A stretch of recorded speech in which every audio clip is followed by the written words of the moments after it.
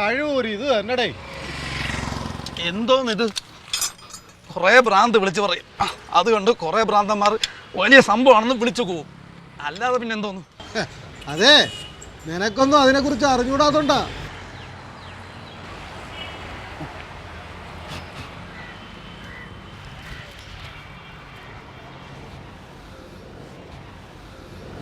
ഡേയ് ഡേയ്, ഈ കൃഷ്ണൻ ആരുടെ? ആര്? നാടകത്തിൽ കൂടെ അഭിനയിക്കുന്ന കൃഷ്ണൻ ആരുടെ?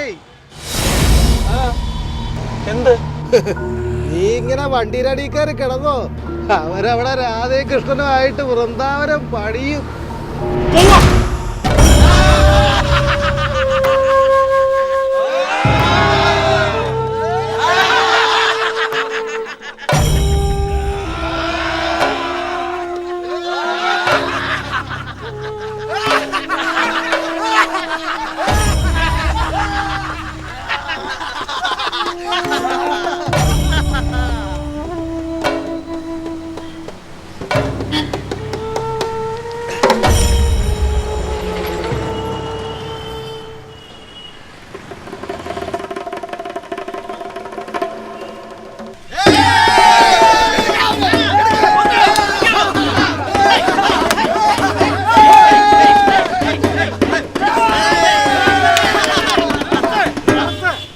ഞങ്ങൾ ഈ നാട്ടിലെ ചാനൽ പ്രവർത്തകർ. ഇത് ക്രൂരമല്ലേ? ഈ പാവം പെണ്ണ് നിങ്ങളോട് എന്ത് തെറ്റ് ചെയ്തു? ഇത് ഈ നാടിന്റെ സാംസ്കാരിക അധപ്പതനമല്ലേ? അല്ല അല്ല, അവൾ ഞങ്ങളോട് സഹകരിച്ചിരുന്നെങ്കിൽ മരിക്കില്ലായിരുന്നു.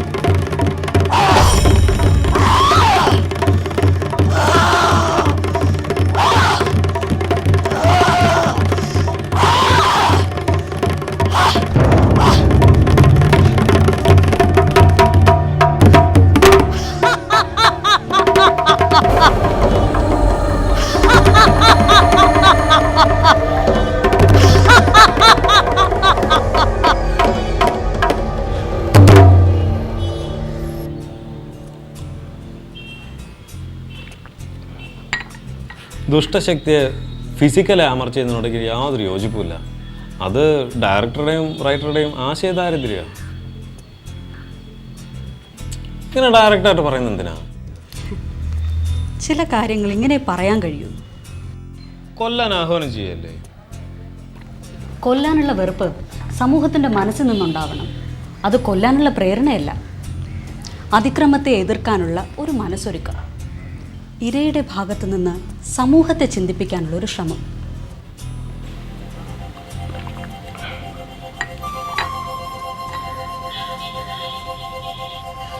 You are so talented. Really? You're so beautiful. ഇത്രയും കഴിവും സൗന്ദര്യമുള്ള നിനക്ക് ചേരാത്ത ഒന്നേ ഉള്ളൂ, യുവർ ഹസ്ബൻഡ്. ഞാൻ പലപ്പോഴും ചിന്തിച്ചിട്ടുള്ളതാണ്, അയാൾ നീ തമ്മിൽ ഒരു മാച്ചും ഇല്ല, ഫിസിക്കലി ആൻഡ് മെൻ്റലി.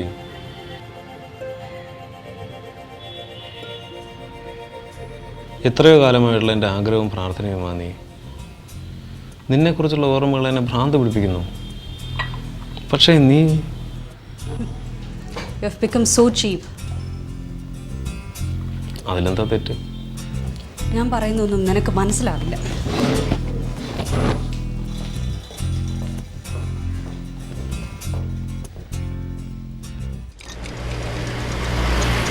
ഇത് വെച്ചാണോ ലോറി വെക്കണത്? അതാണ് മര്യാദയ്ക്ക് വെക്ക്.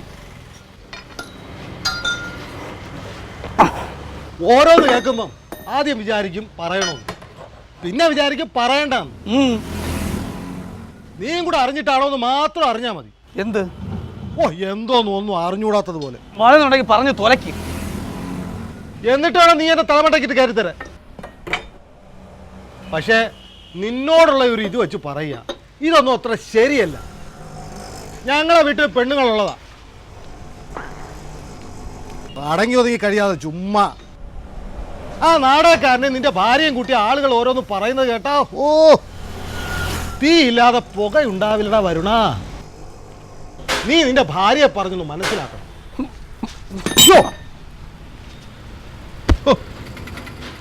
എന്റെ തലമുണ്ടയ്ക്ക് വരാനുള്ളതാ.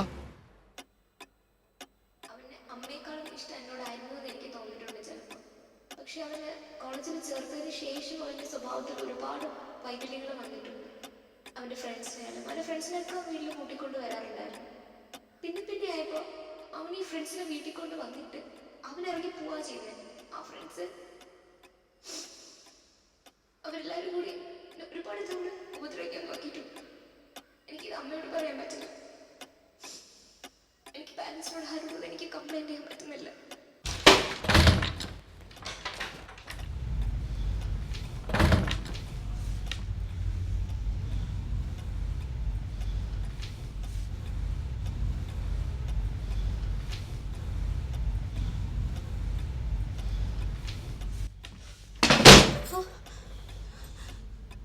എന്നെ ചതിക്കാന്ന് വിചാരിച്ചോടി?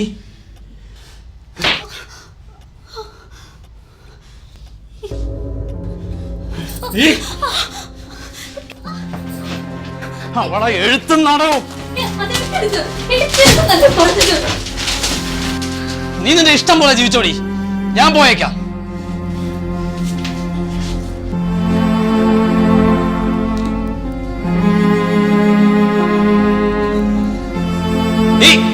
ഓരോ ദിവസം ഓരോ ഭർത്താക്കന്മാരുമായി നീ അഴിഞ്ഞാടിക്കോ.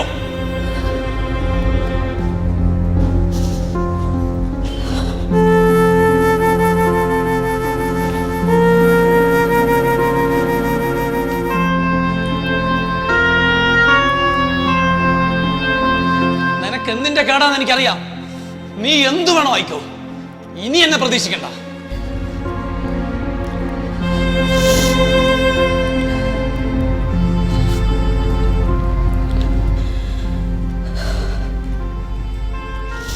സ്ത്രീയുടെ എല്ലാ ഗുണഗണങ്ങൾക്കും ഭംഗി പകരുന്നത് അവളുടെ മനോഹരമായ ശരീരമാണ്. ഇന്നത്തെ കാലത്ത് അവനെപ്പോലൊരു നല്ല പയ്യനെ എവിടെ കിട്ടും? അവനെ അടിച്ചിറക്കി വിട്ടിട്ട് കണ്ണിക്കണ്ടവരുമായിട്ട് പൊറുക്കാനാണ് നിന്റെ ഉദ്ദേശമെങ്കിൽ ഇങ്ങനെ ഒരു അച്ഛൻ നിനക്ക് ഇല്ലാന്ന് കരുതിയാൽ മതി. എടി, നിനക്ക് എന്തിന്റെ കേടാണെന്ന് എനിക്കറിയാം. ആയിക്കോ, എന്താഭാസത്തിനും വേണോ ആയിക്കോ.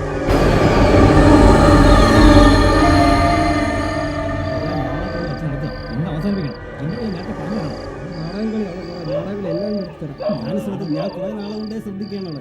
അതിനവള് നാടകത്തിന് വല്ലതാണോ ഇങ്ങനെ സംസാരിച്ചിരിക്കുന്നത്? എന്താ ചെയ്യണം ചേച്ചി?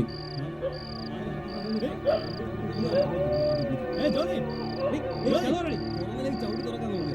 ചവിട്ടി തുറക്കണം. എന്താണ് നോക്കിക്കൊണ്ടിരിക്കുന്നത്? ചവിട്ടി തുറക്കണം. നോക്കട്ടെ. ഒന്ന് വെയിറ്റ് ചെയ്ത്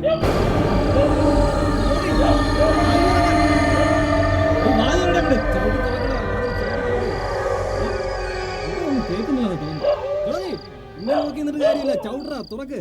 ഇറങ്ങി വാടിച്ചോട്ട് നിന്റെ മറ്റേ വിളിച്ചോട്ട് ഇങ്ങോട്ട് ഇറങ്ങി വാടി തുറക്കുന്നോ?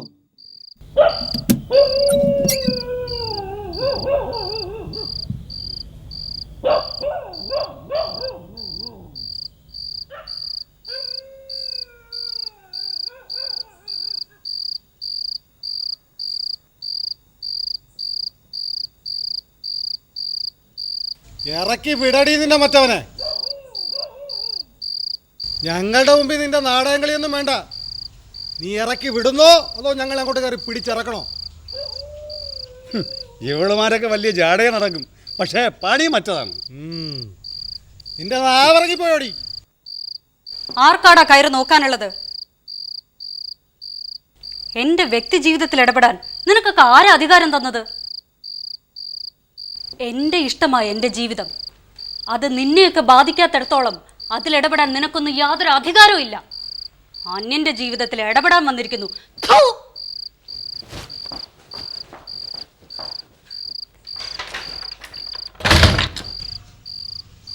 ഞാൻ അപ്പോഴേ പറഞ്ഞതാ നമുക്ക് ആവശ്യമില്ലാത്ത കാര്യത്തിൽ ഇടപെടലെന്ന്.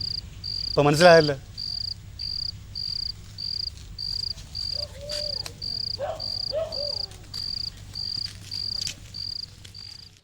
മഴയും വൃക്ഷങ്ങളും പുഴയും ഈ തെളിനീരുമൊക്കെ ചേർന്ന് ഒന്നായി ഒഴുകിയ ഒരു കാലം ഉണ്ടായിരുന്നു.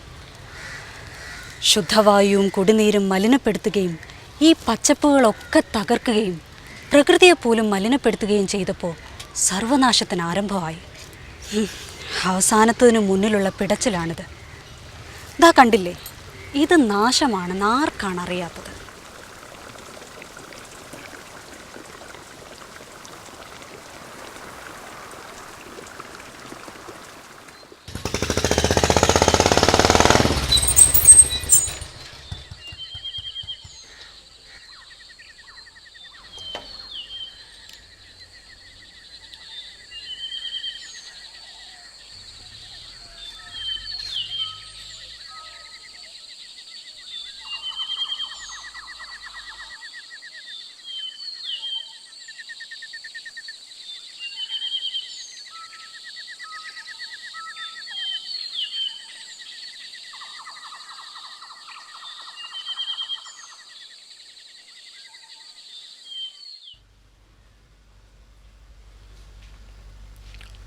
ജ്യോതി, പ്ലീസ്.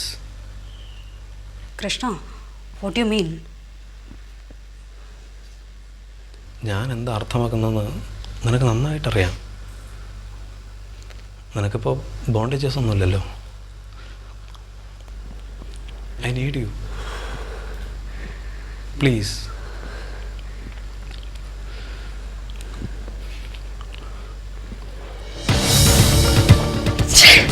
ജ്യോതി, പ്ലീസ്.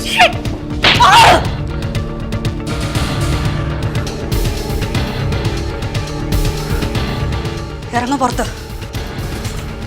നീ എങ്ങനെ പടയ്ക്കാതെ? എൻ്റെ എത്ര കാലത്ത് ആഗ്രഹം എന്നറിയോ? ഇറങ്ങാനാ പറഞ്ഞത്, ഇറങ്ങാനല്ലേ പറഞ്ഞത്?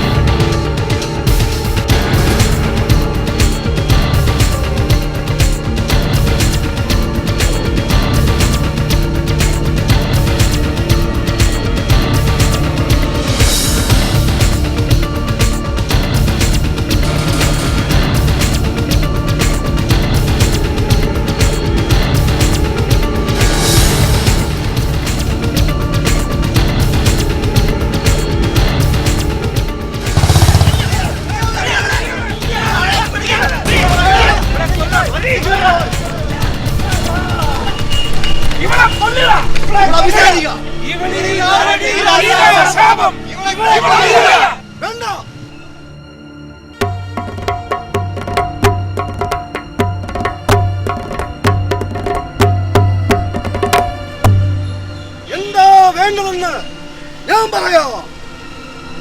ഞാൻ ഈ നാടിൻ ന്യായാധിപൻ.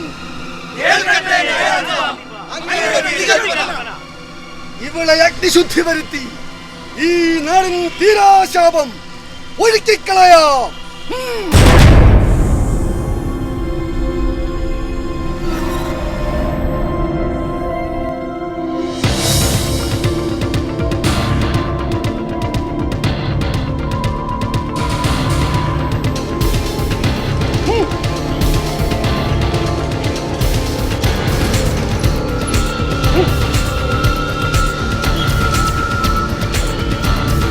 ശ്രദ്ധിക്കുമേ.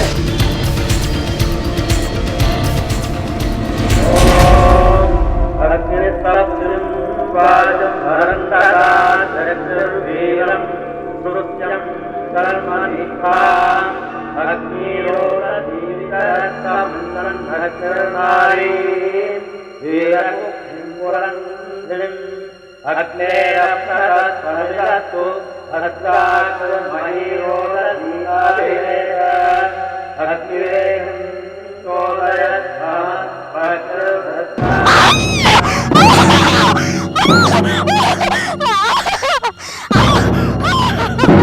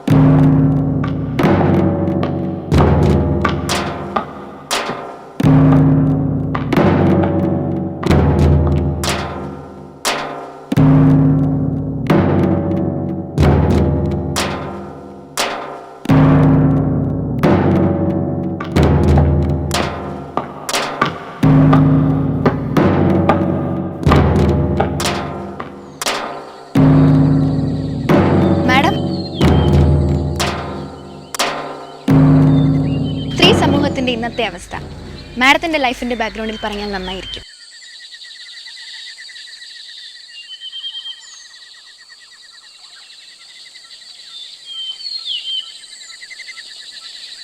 Okay, ready, start madam.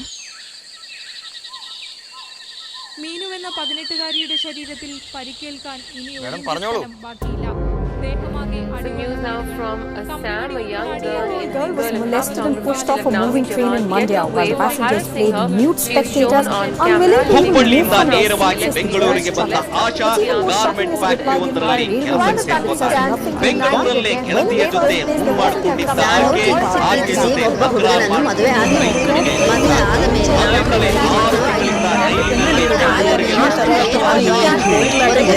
ఆయన బయట నుంచి వచ్చి నన్ను తట్టడం కొట్టడం బాగా చేస్తారు. అప్పుడు నా మనసులో